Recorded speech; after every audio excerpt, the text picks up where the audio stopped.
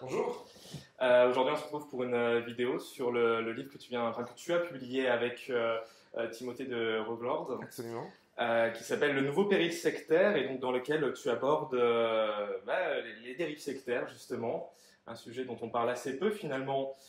Tu parles de témoignages de victimes avec quelques points de vue des têtes pensantes, si on peut dire, des sectes. Tu commences dans ton intro en parlant qu'il faut éviter une chasse aux sorcières.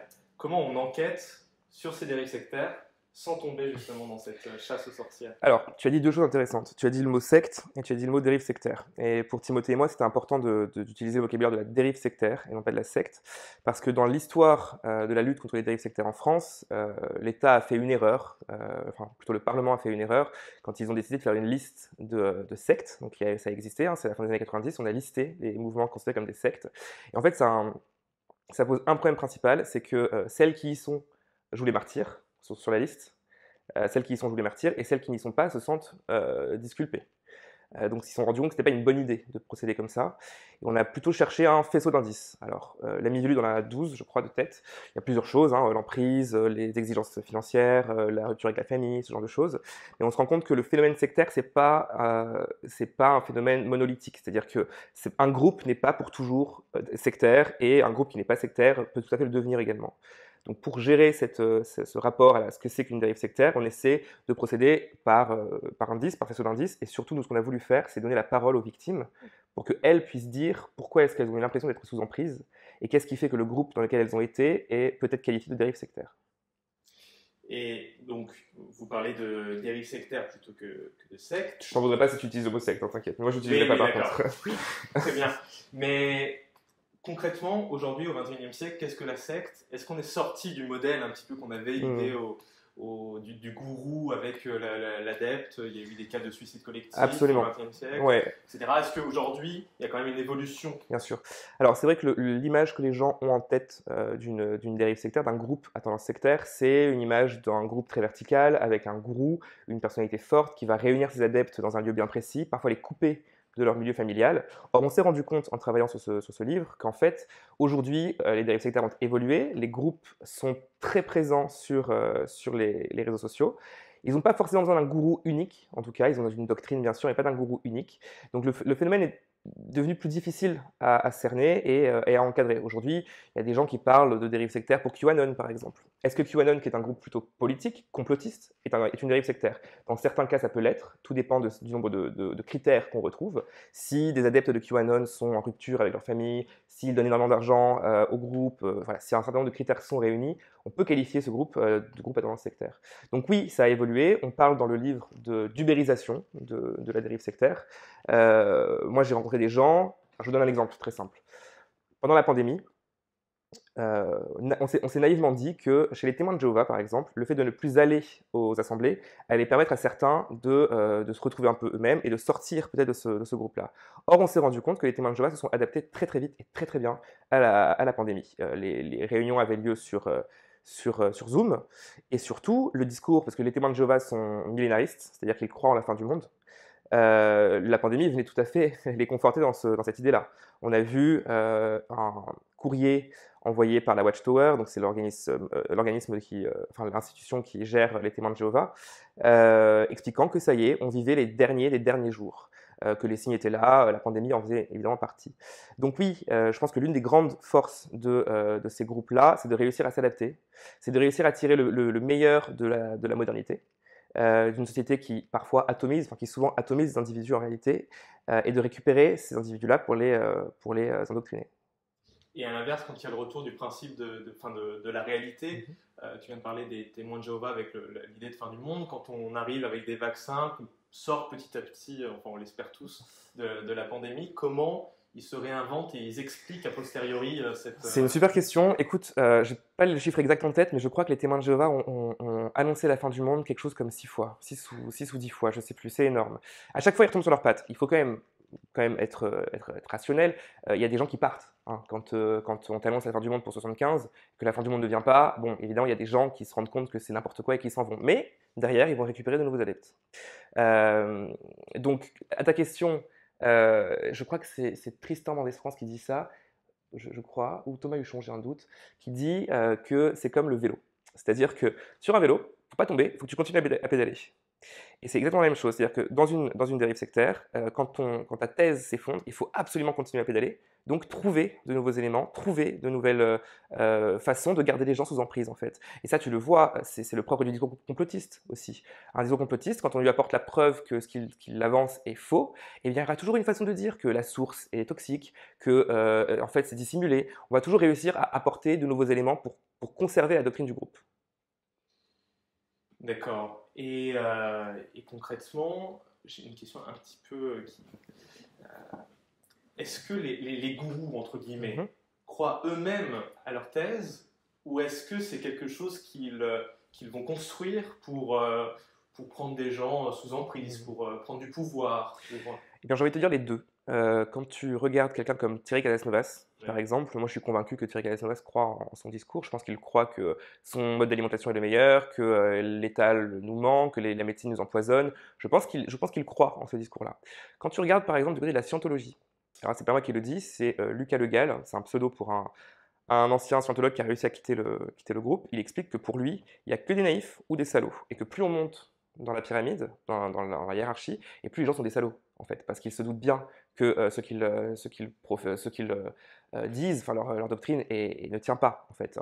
Donc il y a les deux profils. Mais ce qui est important, c'est que l'impact est le même. C'est-à-dire que peu importe que ton gourou croit ou non à ce qu'il dit, l'impact sur toi restera le même. Tu vas de toute façon être sous emprise. D'accord. Vous dites très bien, tous les deux, qu'il y a 500 000 personnes sous emprise, qu'une personne sur 5 en France connaît quelqu'un sous emprise. Pourquoi on n'en parle pas? Bah, c'est aussi une bonne question. Alors, nous, notre explication avec Timothée, donc mon co-auteur, c'est que bon, il y a eu plusieurs choses. Il y a eu d'abord l'irruption du terrorisme islamique. Euh, L'État, donc en France, on était les pionniers hein, sur la construction de cet outil qui est la mission interministérielle de lutte contre les dérives sectaires. En réalité, quand l'islamisme a pris de la place, les médias, effectivement, se sont intéressés à cette question parce que c'est une question nouvelle et dramatique hein, en Occident, et les pouvoirs publics se sont concentrés aussi là-dessus. Ça, c'est la première chose. La deuxième chose, et il ne faut pas être naïf là-dessus, c'est que la Mivilude et les acteurs qui surveillent et alertent sur les sectes sont l'objet de tentatives d'attaque en réalité hein, de ces groupes-là. On le sait qu'il y a eu du lobbying des scientologues, notamment pendant le quinquennat Nicolas Sarkozy. Hein, on se rappelle de cette déclaration d'Emmanuel Mignon qui dit c'est pas à elle de dire si la scientologie est ou non une secte. Hein, c'était la directrice de cabinet de Sarkozy, si je dis pas de bêtises. Donc, je me suis perdu dans ce que je voulais vous dire. Tu peux me poser la question? Oui, sur pourquoi on n'en parle pas. Oui, pourquoi on n'en parle pas et parce que donc, du coup, il y a cette offensive-là, et il se trouve que ce lobbying qui est caché a eu pour effet de quasiment faire disparaître la Mivilude.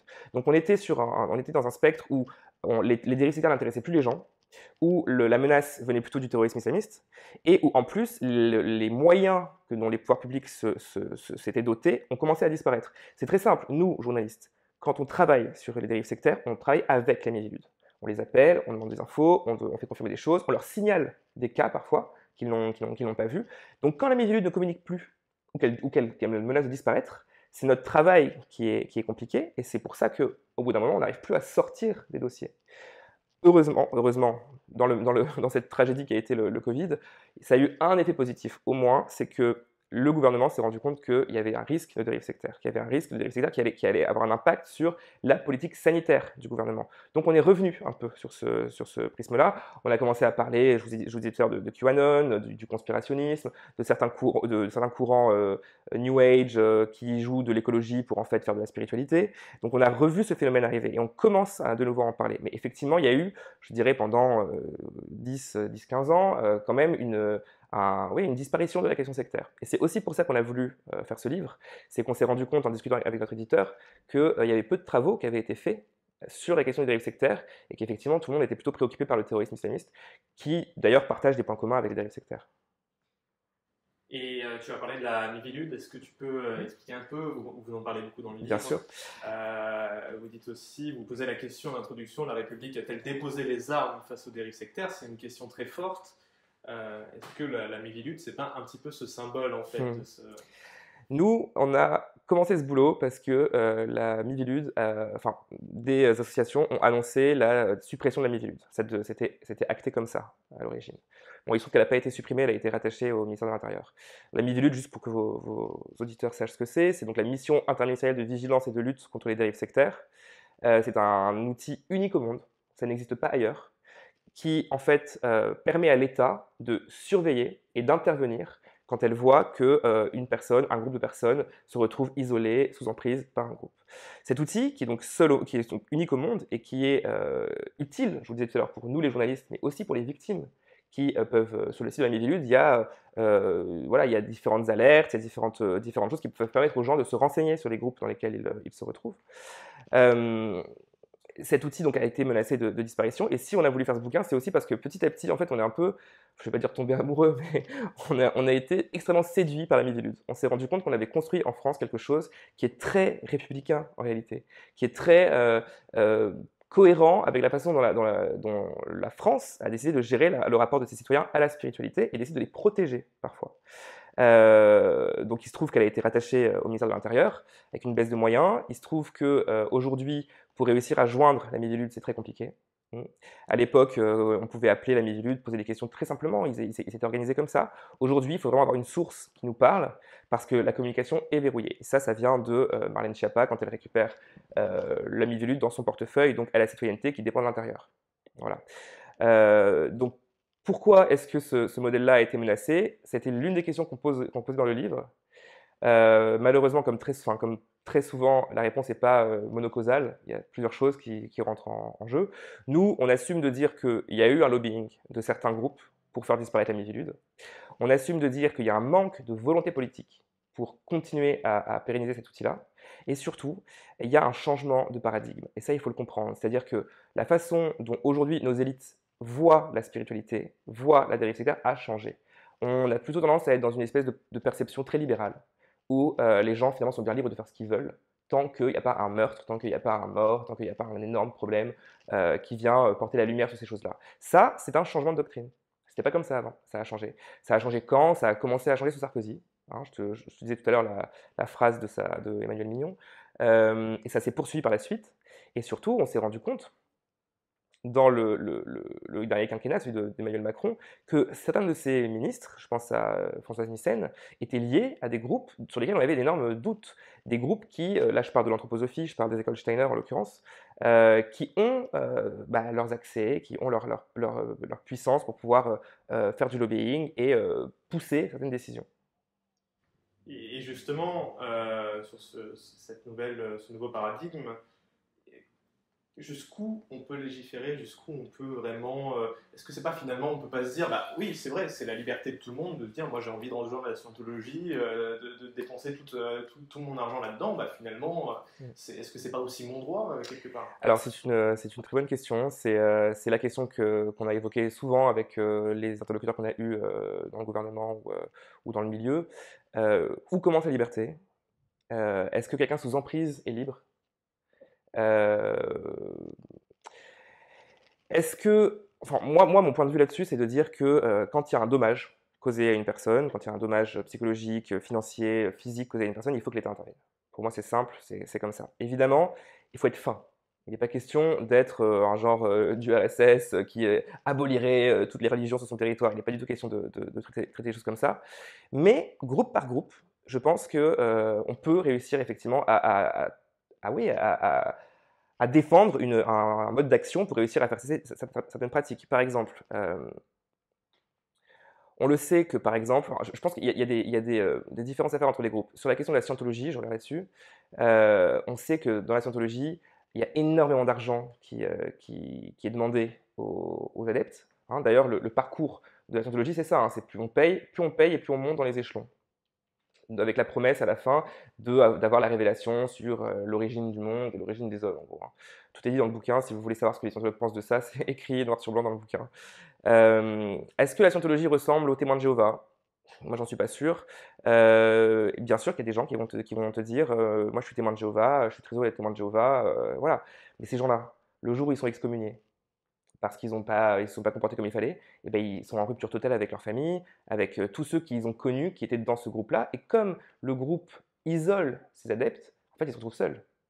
Donc il y a bien un risque à un moment de dommage. Alors oui, il n'y a pas de réponse parfaite, il faut le faire au cas par cas. Il faut regarder au cas par cas quel est l'objet du groupe, quel est l'impact sur les victimes, et est-ce que ces choses-là peuvent être graves et dangereuses en fait. Et donc, vous, à deux, vous interviewez beaucoup de victimes. Comment ces personnes sortent du pouvoir psychologique de ces Ouais. sectes? Comment on fait pour vraiment s'émanciper?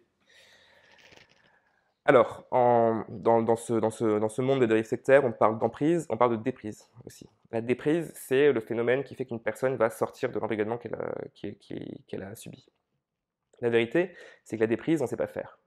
Il n'y a pas un mode d'emploi. Ça ressemble un peu à la déradicalisation, par exemple. Il n'y a pas de mode d'emploi, on ne sait pas comment ça marche. On sait assez bien comment l'emprise fonctionne, mais on sait assez mal comment on fait pour sortir de l'emprise. Comment ces gens la sortent? C'est une bonne question. Ceux que j'ai vus, enfin les témoins que moi j'ai interviewés, ont parfois été en rupture momentanée pour une raison X ou Y et se sont rendus compte pendant cette rupture-là qu'en en fait, ils subissaient un embrigadement. Je pense à Enzo, qui, est donc qui était témoin de Jéhovah, qui est jeune, hein, qui a 20 ans, qui est un garçon très courageux en plus et qui est très très bien pensé les choses. Euh, il est sorti quand il est arrivé à la fac. Il est arrivé à la fac, il est arrivé à Paris, il a fréquenté du monde, des gens qui n'étaient pas témoins de Jéhovah, et il s'est rendu compte, il s'est questionné là-dessus. Il y a eu la pandémie, il a passé vraiment beaucoup de temps à se questionner là-dessus. Et heureusement, et ça c'est une richesse vraiment qu'il faut utiliser, quand aujourd'hui vous tapez témoins de Jéhovah sur Google et vous cherchez des choses, il y a plein d'anciens témoins qui parlent. Il y a plein d'anciens témoins qui aident ceux qui veulent sortir en leur montrant que voilà, ça fait 6 fois qu'ils annoncent la fin du monde. Tel commandement il a été installé parce qu'en fait tel chef voulait tel objectif, pas du tout pour des raisons spirituelles, hein, mais pour des raisons qui sont bassement matérielles. Et à ce moment-là, Enzo réussit à sortir de ça. Un autre témoin de Jéhovah qui lui est sorti après une grosse dispute avec son épouse, et en voyant l'endoctrinement de son épouse et ses enfants, parce qu'il avait des enfants également, il a commencé à sortir. Après, je pense que les cas sont particuliers à chacun, mais l'expérience des gens qui sont sortis, l'expérience de ceux qui disent j'ai été à ta place à un moment et en fait je me suis rendu compte que j'étais malheureux et qu'on me mentait, cette expérience-là est très précieuse. C'est aussi pour ça qu'on a voulu procéder comme ça dans le livre et mettre une victime, un témoin par chapitre pour montrer qu'en en fait il y a une parole, des gens qui sortent de ces groupes-là et que ces gens ils ont des choses à dire. Pour revenir un petit peu à ce que tu as dit tout à l'heure, tu as parlé de lobbying sur l'État. C'est du lobbying des dérives sectaires elles-mêmes. Alors, Et dans quelle mesure ces sectes ont vraiment un pouvoir étatique, on va dire, dans l'État? Jusqu'où on ouais. peut dire qu'on est infiltré? Alors, un pouvoir étatique, je n'irai pas jusque-là. Je veux vraiment pas dresser un portrait qui serait beaucoup trop noir de la situation parce qu'on on est quand même en France, hein, on a quand même des institutions qui fonctionnent, donc je pense il faut être honnête là-dessus. Mais oui, il y a du lobbying. Oui, il y a du lobbying. Il y a du lobbying et il y a du harcèlement judiciaire. Le lobbying, je te l'ai dit tout à l'heure, les scientologues, c'est un très très bon exemple de ça. Les témoins de Jéhovah aussi vont souvent devant les juridictions européennes pour faire reconnaître leur liberté de culte. Et ont gagné d'ailleurs, hein, ils ont gagné là-dessus. Euh, et je me suis perdu encore. Sur le pouvoir des sectes, le Oui, pouvoir de pardon, oui, nuisance absolument, au sein absolument. de l'État. Et ensuite, alors, ensuite, il y a deux autres choses. Le lobbying que nous on a vu et qu'on dépeint dans ce livre, c'est le fait d'avoir tout simplement une ministre qui est proche de ce mouvement-là. C'est déjà un énorme atout pour eux. C'est-à-dire qu'on sait très bien que si l'ami Vélud avait voulu agir contre les écoles Steiner ou l'éducation nationale avait voulu agir contre les écoles Steiner, ils auraient eu comme premier avocat quand même une ministre de la République. Donc c'est quand même pas rien, hein. On imagine les conseils des ministres en débattant de ça, quoi. Enfin, c'est vraiment c'est une puissance, hein. C'est un atout C'est déjà important, arrivé. quoi. Alors ça je sais pas, j'ai pas envie je m'expose pas de la diffamation, donc surtout pas. Je sais pas si c'est déjà arrivé. Ce que je sais, c'est que on a et on raconte dans le livre, on a un secrétaire général du gouvernement qui était proche des milieux biodynamiques, école Steiner, anthroposophie, et dont le dernier acte en tant que secrétaire général du gouvernement, ça a été d'acter le rattachement de la Mivilude à l'intérieur et la baisse des moyens. Donc, on peut en tirer les conclusions qu'on veut. J'ai pas envie d'affirmer des choses que j'ai pas pu prouver. Mais il se trouve que quand on pose la question, notamment à des sources de l'État ou de la Miviludes, la première chose qu'elles nous disent, c'est ça. C'est on est victime d'un lobbying puissant. Et pour finir, le harcèlement judiciaire. Et ça, c'est un truc qui marche vachement bien. C'est-à-dire que là, je pense à Grégoire Perra et à l'anthroposophie. Où donc Grégoire, c'est un ancien posoph, comme on dit, qui a réussi à sortir du groupe, lui, et qui ensuite a voulu dénoncer ce qu'était l'anthroposophie. Donc l'anthroposophie, je ne sais pas si vous voulez que j'en dise un mot rapidement. Rapidement, c'est une spiritualité qui a été créée à la fin du 19e siècle par un mec qui s'appelle Rudolf Steiner. Hein. Le 19e siècle, c'est le moment c'est le moment de l'orientalisme, c'est le moment des tables tournantes, hein, c'est le moment où l'Occident se passionne pour ces nouvelles spiritualités. C'est le moment de la théosophie, qui est donc une discipline New Age, enfin une spiritualité New Age, et Steiner quitte la théosophie pour créer l'anthroposophie. Ça a essaimé en trois groupes principaux. Hein. On a la biodynamie, on a les écoles Steiner, et puis on a l'anthroposophie, l'assistance anthroposophique. Donc voilà, et donc sa dernière décision, ça a été quand même d'acter ce rapprochement. Non, je me suis perdu. Grégoire Perra, pardon. Quand il a commencé à alerter, quand il a tenu son blog, il a été victime il a été traîné en justice pour de la diffamation et plein d'autres choses, ce qui fait qu'il a passé des années et des années et des années à faire ses procès, à perdre de l'argent, à mettre de l'argent sur ses procès pour réussir à être innocenté. Il a toujours tout gagné. Donc là-dessus, voilà, il est clair, il est droit dans ses baskets. En revanche, c'est un temps de vie énorme. J'imagine pas ce que c'est que de devoir aller systématiquement au tribunal pour se défendre quand on est victime d'un groupe et qu'en plus, pour ce qui est de l'anthroposophie, c'est très peu connu. En réalité, Grégoire Perra est souvent passé pour un fou, hein, alors qu'il ne l'est pas du tout. Quand on parle de scientologie, de témoins de Jéhovah, les gens connaissent, hein, mais l'anthroposophie, les gens ne connaissent pas. Donc il faut imaginer le parcours de vie de ce mec, hein, qui se retrouve tout seul à dénoncer un truc où les gens se disent « Ouh là là, c'est un complotiste lui », alors que pas du tout. Et justement, quel rôle joue Internet là-dedans? Est-ce que c'est un outil de lutte? Est-ce que c'est un danger? Parce que d'un côté, il y a les témoignages de ceux qui en sortent sur Internet, c'est vraiment des blogs, des forums, etc. qui émergent. D'un autre côté, il y a Casas Novas sur Internet qui vient publier, je crois que c'est plus de 1500 vidéos sur YouTube, où c'est vraiment ultra libre d'accès. Ouais. Mais Internet, c'est le Far West. Hein. C'est le Far West en réalité, et c'est normal. Toutes les opinions sont bonnes sur Internet, elles se valent toutes. Oui, les gourous ubérisés ont absolument envahi Internet. On a vu un phénomène auquel on ne s'attendait pas pendant la pandémie, c'est que plein de figures du New Age, de l'ésotérisme, des dérives sectaires se sont réunis et ont commencé à faire des lives communs en agrégeant leur communauté avec des chiffres énormes. Je pense à Calas Novas, je pense à Jean-Jacques Crèvecoeur, je pense à Tal Chaleur, Chloé Framery, des gens comme ça, qui font des lives communs, qui livrent un discours qui est vraiment délirant. Hein, on peut parler de contrôle mental des populations via la 4G, enfin via la 5G pardon, et via le vaccin. On parle de modification du génome. Enfin, c'est des gens qui vraiment vont très très loin et Internet et ces vidéos-là, en fait, distillent de la peur en réalité. On a tous eu très peur pendant la pandémie, en tout cas pendant les 53 premiers jours où on ne savait pas ce que le virus faisait, où on ne savait pas encore qu'il n'y avait que les personnes âgées et les personnes avec des comorbidités qui décédaient. Et quand des gens sont en situation de peur comme celle-ci, c'est du pain béni pour ces groupes-là. Donc il faut imaginer des gens fragiles, et d'ailleurs pas forcément tous fragiles, isolés chez eux, avec Internet, cherchant des réponses. Voilà, et c'est comme ça que ça fonctionne. Donc oui, la diffusion par Internet est particulièrement préoccupante. D'ailleurs, je sais que c'est quelque chose sur lequel les pouvoirs publics travaillent. Et YouTube, en l'occurrence, essaie de faire le ménage. Ils ne le font pas assez bien, ils ne le font pas assez vite. Mais effectivement, le vrai et grand danger, c'est le libre accès de ces discours-là par des personnes qui sont en situation de fragilité. Tu viens de parler de la pandémie, vous parlez tous les deux des anti-vax.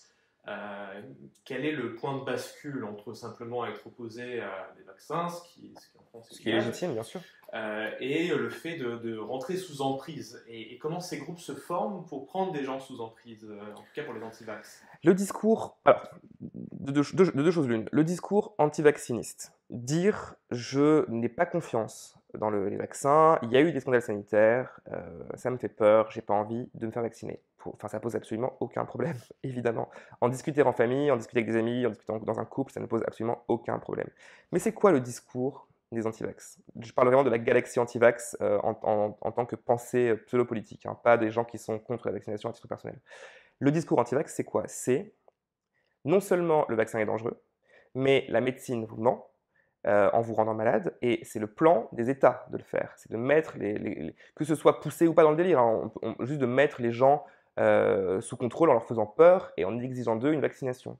Ce discours-là, déjà, et tout ce qui va avec, toutes les théories du complot, Bill Gates, Soros et compagnie, ça déjà, on est déjà dans un décalage. C'est pas juste une opinion personnelle sur la vaccination, c'est un discours de peur, en réalité. C'est un discours, le peuple contre les élites, ce qui n'est pas un mauvais discours entre nous, mais on parle quand même d'élites pédosatanistes, hein, des choses comme ça. Donc là, on est quand même sur un autre degré.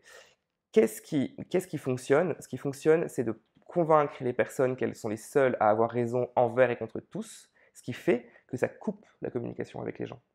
C'est ce qui fait que aujourd'hui, quand quelqu'un est adepte de, je ne sais pas, Casas Novas par exemple, quand il va parler vaccination, alimentation ou médecine avec les gens avec qui il se trouve qui ne sont pas adeptes de ce groupe-là, ça va être très compliqué. C'est-à-dire que soit les gens sont perméables à ce qu'il dit, ce qui dans la majorité des cas n'est pas le cas, et heureusement, soit ils vont être dans la résistance et ils vont dire mais attends, mais qu'est-ce que tu me racontes? C'est n'importe quoi. Et là, la discussion est rompue, la personne est isolée et donc elle n'a qu'une seule chose à faire, une seule solution, c'est de retourner vers le groupe. C'est comme ça que ça fonctionne. Et du coup, ça veut dire que en France, aujourd'hui, il y a des groupes, enfin en tout cas des dérives sectaires anti-vax en état de marche, existantes, Alors, et qui, oui, qui vont potentiellement perdurer au-delà de la pandémie, bien sûr. avec tous les risques Oui, oui, oui. On vient de faire un numéro dans Marianne qui est titré sur la fracture, la France fracturée, où on montre justement que certaines communautés sont sorties complètement du genre républicain et se sont installées elles-mêmes dans des petits hameaux pour vivre ensemble. Oui, réponds à la question. La question c'est est-ce que les groupes anti-vax en état de marche Oui, voilà, c'est ça. qui Merci. perdureraient? Je suis vraiment fatigué aujourd'hui. Oui, alors je sais pas, alors, pour la qualification sectaire, je me garderai bien de la prononcer là. Et par ailleurs, on évite absolument avec Tim de mettre un tampon dérive sectaire ou pas sur les groupes parce qu'on trouve que c'est pas notre rôle. Et voilà. Mais en revanche, je peux vous parler d'un groupe qui s'appelle One Nation. Vous en avez entendu parler ou pas? Pas du tout. Pas du tout. Alors, les One Nation, qui c'est? Pour l'instant, en dernière nouvelle, quand j'ai eu mes sources, on m'a expliqué que c'était pas, qu'il manquait des critères, que c'était pas encore sectaire. Bon, je le précise quand même. Qu'est-ce que c'est One Nation? One Nation, c'est un groupe d'inspiration américaine qui est partisane de la théorie des êtres souverains. Les êtres souverains, qu'est-ce que c'est? Ce sont des gens qui considèrent qu'ils n'ont pas choisi de vivre dans tel pays, d'être immatriculés, comme ils le disent, dans ces pays-là, et qu'en fait, ils ne reconnaissent pas l'autorité de l'État. Ça, c'est du séparatisme pur, clair. Derrière le discours, c'est un discours anti-vaccinal, bien sûr. C'est un discours qui est très, très, très méfiant de la médecine en général, et c'est un discours dont l'objet est de trouver un endroit, une terre, quelque chose, pour se réunir et vivre sur nos propres règles, leurs propres règles. Donc, pour ce qui est de One Nation, je pense que c'est un peu le prototype, on peut dire, de ces groupes qui prolifèrent sur la question de la vaccination, sur la question du pass sanitaire, etc., de la dictature sanitaire, pour réunir leurs adeptes ensemble sur un même territoire. La conséquence de ça, c'est une désobéissance civile, c'est une déscolarisation des enfants et une vie en autarcie. Voilà. On va aborder deux derniers groupes, on va dire, j'allais dire sectaires, deux dernières dérives sectaires. Tu peux dire groupe à tendance sectaire si tu veux. Groupe à tendance sectaire. Voilà, on s'en sort comme ça. Petite pirouette. La scientologie et la mouvance islamiste. La scientologie, on en a beaucoup parlé, passé un temps, avec des grandes figures, Tom Cruise, etc., qui sont dans la scientologie. Aujourd'hui, la scientologie en France, quel tableau on peut en faire? Alors, les dernières nouvelles sur la scientologie, c'est le fameux achat du bâtiment à Saint-Denis, hein, qui est censé être un centre important pour les scientologues. Moi, de ce que j'en sais, de ce que j'ai compris en travaillant sur le sujet, c'est quand même un groupe, enfin, c'est quand même une communauté qui est en perte de vitesse, quand même, qui fait principalement de la spéculation immobilière, c'est-à-dire qu'ils vont acheter des bâtiments et puis les revendre pour faire de l'argent.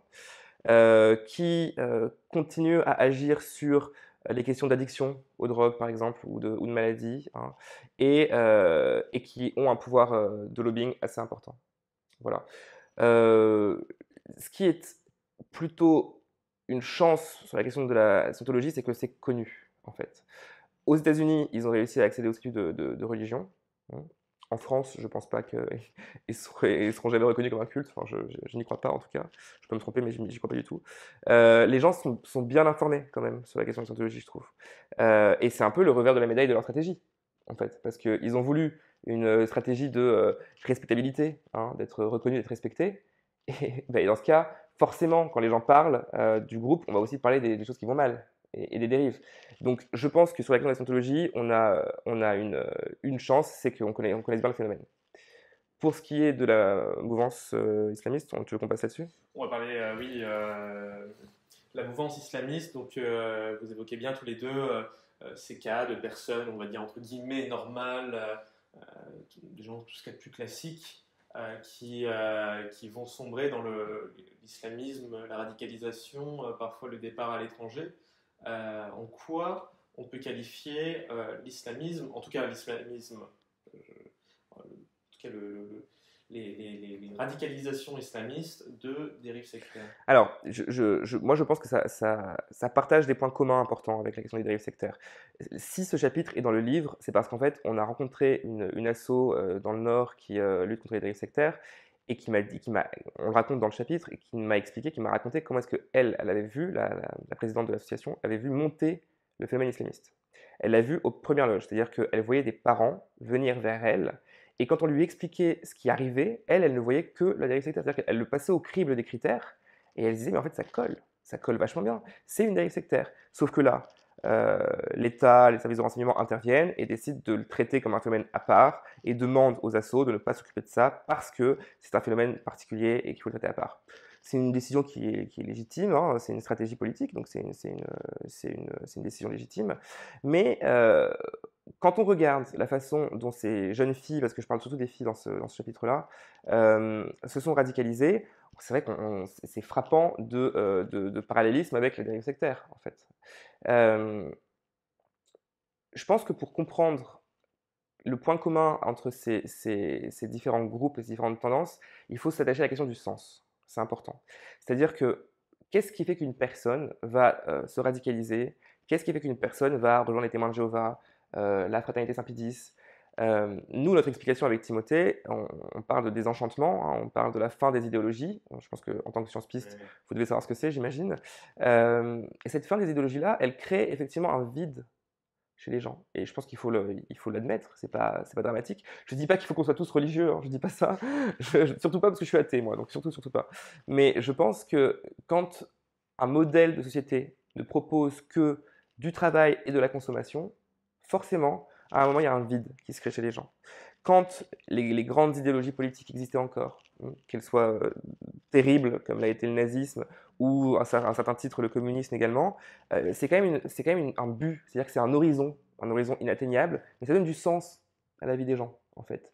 Aujourd'hui, et je maintiens que pour moi, c'est l'un des facteurs les plus importants dans le fait que les personnes rejoignent les dérives sectaires. Aujourd'hui, quand il y a question de trouver du sens, c'est très compliqué. Et pendant la pandémie, s'il y a eu autant de signalements, s'il y a eu autant de cas, c'est que les gens ont été confrontés à des choses qui sont énormes. La mort, la solitude, l'isolement. Et dans ces cas-là, quand il s'agit de travailler depuis chez soi et de commander des choses sur Internet, en fait, la vie, elle est vide. Elle est complètement vide dans ces moments-là. Et on a envie de sens, on a besoin de sens. Et c'est pour ça qu'on en arrive là. Ces jeunes filles qui se sont radicalisées, qui se sont voilées, ces jeunes hommes qui sont partis en Syrie, ces jeunes femmes d'ailleurs qui sont parties avec eux, avec leurs hommes, euh, faire la guerre, ces personnes-là, elles ont trouvé un but qui était supérieur à elles-mêmes. Et ça, c'est terrible. Enfin, c'est d'une efficacité redoutable, ça, en réalité. Alors, évidemment, le but est terrible. Loin de moi l'idée de justifier le djihad, hein, pas du tout. Mais ce que je dis, vraiment pas. Mais ce que je dis, c'est que pour protéger les gens de ce type de délire et des délires dangereux, il faut réussir à donner du sens à leur existence. À leur dire, on construit un projet commun ensemble. Alors certains rêveraient que ce soit la République. Malheureusement, j'ai l'impression que la religion républicaine n'est pas encore née, hein, malheureusement. En tout cas, ou alors elle a été perdue, je ne sais pas. D'autres trouvent d'autres sources de sens. Ça peut être l'associatif, ça peut être l'art, la création, la musique, voilà. Mais il faut quelque chose en tout cas. Et l'islamisme aujourd'hui, c'est en voie de perdition ou c'est toujours aussi existant? On a moins la menace terroriste À cause de la pandémie. à cause de la pandémie. Mais est-ce que c'est un leurre ou est-ce qu'il y a quand même ces groupes qui continuent de marteler leur message? Alors moi, ces groupes continuent absolument de marteler leur message. Le terrorisme islamiste, c'est toujours la même chose. C'est-à-dire qu'il y a des phases basses et des phases hautes. Ok. Au prochain conflit, au Moyen-Orient, on sera de nouveau dans une phase haute. C'est comme ça. Là, aujourd'hui, les pouvoirs occidentaux sont tournés vers l'Ukraine, hein, vers la pandémie également. Donc, on est dans une phase basse plutôt. Si ta question c'est est-ce que le terrorisme islamiste peut encore frapper en France, la réponse est pour moi oui, absolument. La question ne se pose pas, enfin, absolument, bien sûr. Ils vont continuer, bien sûr, à recruter et à proposer un modèle. On peut même décaler un tout petit peu le sujet, sans parler de terrorisme. Je ne veux vraiment pas faire l'amalgame entre les deux. Mais quand on parle de salafisme, par exemple, hein, quand on regarde ces gens qui se convertissent ou qui reviennent à une religion qui était plus pratiquée de la même façon, c'est-à-dire qui a été pratiquée de façon moins égoïste par leurs parents. Eux, ils le pratiquent de façon plus égoïste. Quand on regarde ça, donc évidemment, ce ne sont pas des groupes terroristes et ce ne sont pas des terroristes dont je parle. Hein. Je parle vraiment de ceux qui pratiquent un islam très orthodoxe. Okay. Cette orthodoxie, cette normativité, parce que l'islam fait ça, la normativité, c'est-à-dire qu'on va prier X fois par jour, on va manger ça et pas ça, tout ça donne du sens à la vie. Tout ça, ça permet à la personne de se projeter sur un idéal qui la dépasse. C'est la question du sens toujours. Et cette question-là, elle est très très bien prise en main par des prêcheurs islamistes, par ceux qui défendent un islam ultra conservateur, parce qu'elle permet justement de ramener à eux des fidèles et de les garder en fait. Et donc on terminera là-dessus. Ça veut dire qu'en fait, le meilleur moyen de lutter contre les dérives sectaires, ce serait en vrai une politique du sens. C'est la première fois qu'on me pose cette question et franchement, je l'aime bien, je crois. Ouais, ce serait une politique du sens, ouais. Alors à quoi ça ressemble une politique du sens? Je sais pas très bien. On a cette parenthèse révolutionnaire au XVIIIe, XIXe siècle où on a construit des modèles politiques, on a essayé plein de trucs. Hein, on a eu les républiques, on a eu l'Empire, on a eu la Restauration, on a eu. J'imagine, je me tourne souvent sur cette période en me disant mais quelle période de sens en fait quand on y réfléchit, de définir ça va être quoi notre modèle, d'avoir bon évidemment c'est sanglant et c'est terrible aussi. Hein, là je le vois avec les yeux d'un mec du XXIe siècle et pas de l'époque bien sûr, mais quand on a voulu construire cette religion républicaine, qui n'a pas fonctionné, hein, je le répète encore une fois, c'est ce qu'on a voulu faire. On a voulu se dire, on peut se projeter sur notre espace commun, nos règles communes. Bon. Est-ce que ça peut marcher? J'en suis pas convaincu. Est-ce que quand on entend des politiques parler de la croissance, du pouvoir d'achat, de la dette, de ce genre de choses, est-ce que vraiment c'est ça le sens qu'on a envie de trouver? J'en suis pas sûr. Le problème de ta question sur la politique du sens, c'est que je pense qu'un chef d'État ou un gouvernement qui prétendrait mener une politique du sens, à mon avis, il serait dangereux. Je pense qu'il serait dangereux. Et c'est ça toute la complexité du sujet en fait. C'est-à-dire que on regarde les grandes idéologies qui ont eu du sens au XXe siècle. Bon, on va penser au nazisme, hein, on va penser à l'URSS, on est d'accord. Et on a vu ce que c'était quand même. On a vu que mettre quelqu'un en place qui est le garant du sens, de la philosophie, de la bonne vie, en fait c'est terrible. Souvent on se retrouve avec un autocrate, en réalité. Donc voilà, moi je vais te dire très franchement ce que je pense. Je suis un peu désespéré, pour être honnête, parce que je le prends avec le sourire, mais parce qu'en fait, bon, je parle un peu de moi, mais moi en tant qu'athée, je ne veux pas devenir croyant et je ne veux pas être religieux. Je ne veux pas. Je vois bien que la forme de l'État et la composition de l'État ne va pas créer chez moi une envie de me plonger corps et âme là-dedans comme dans une spiritualité. On est d'accord. Mais du coup, je fais quoi, moi? Qu'est-ce que je fais? Où est-ce que je trouve du sens? Et comment est-ce qu'on trouve du sens ensemble? C'est compliqué. Alors je peux écrire, je peux faire de la musique, je peux faire de la peinture, je peux aller en asso, hein, c'est vachement bien. Mais c'est pas un modèle de société, ça. On va pas dire à tous les Français, faites de la peinture. Non, ça marchera pas. Donc c'est un modèle à inventer. J'aime beaucoup ta phrase, j'aime beaucoup ton expression sur la politique du sens. Hein, je vais la réutiliser, je pense. gentil. Merci. J'ai envie de te dire, attendons de voir. Attendons de voir ce qui va se passer. Et puis surtout, on peut aussi dire aux gens une chose, c'est que vous pouvez être croyant, vous pouvez être spirituel, mais juste faites attention en réalité à ce qu'on exige de vous et à quel point ça vous sépare du monde. Parce que ce soit des témoins de Jéhovah, des musulmans, des scientologues, ce qui est important, c'est qu'on puisse faire société. C'est ça qui est important. Moi, personnellement, je m'en fiche qu'un mec soit scientologue. Je m'en fiche. Du moment qu'on peut être ensemble et qu'on a la même vision de la réalité, en fait. Et c'est très compliqué, ça. Et je pense que il y a peut-être un curseur, je suis devenu moins radical avec le temps, il y a peut-être un curseur dans la croyance qui permet de maintenir une cohésion nationale tout en permettant aux gens d'avoir une sublimation, d'avoir une transcendance qui leur permettent de vivre mieux, de vivre heureux en fait. Et pour conclure, s'il y avait une idée du livre à retenir, une seule, quelle serait-elle? Est-ce que c'est un message d'espoir ou C'est waouh. Bah oui, moi j'ai beaucoup d'espoir enfin, je suis désespéré d'un côté et de l'autre j'ai un peu d'espoir quand même parce que j'ai rencontré des gens géniaux. Enfin, avec Timothée, on a vu tout le tissu associatif qui se mobilise. En France, on est quand même vachement protégé. Il faut le dire, on n'est pas aux États-Unis. Ici en France, j'ai travaillé sur les thérapies de conversion avant. Mon premier bouquin est là-dessus. Il y a une loi qui est passée. Aux États-Unis, c'est légal, quoi. Aux États-Unis, il y a des groupes de thérapie de conversion, il y a des groupes anti-thérapie de conversion et ils s'affrontent. L'État n'intervient pas. Moi, je ne veux pas d'un modèle comme ça. Moi, je considère que l'État, la puissance régalienne, est là pour nous protéger. Donc oui, j'ai de l'espoir parce que je connais la qualité des gens qui travaillent dans ce milieu-là et qui font un boulot super. Je sais et je connais les victimes qui en sont sorties et qui parlent aujourd'hui. S'il y a un message à retenir de ce livre, c'est sauvons la Mivilude. Okay, c'est ça mon message. C'est un outil super.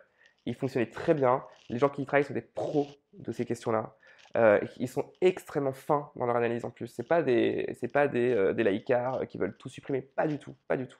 Ils font un super boulot. Je ne comprends pas, je ne m'explique pas pourquoi on a voulu faire ça à la Mivilude, pourquoi est-ce qu'on a voulu réduire son importance dans un moment qui est si dangereux en fait. Donc voilà, moi j'ai un message, c'est quasiment militant, je m'en fous, je le dis. Sauvons la Mivilude, exigez de vos représentants que l'État se préoccupe de ces personnes-là et que l'État reprenne en main l'outil par excellence qui a permis de protéger si longtemps les Français. Merci Jean-Louis Adenauer, tu as Merci à publié toi. un livre passionnant avec Timothée de Roglodre.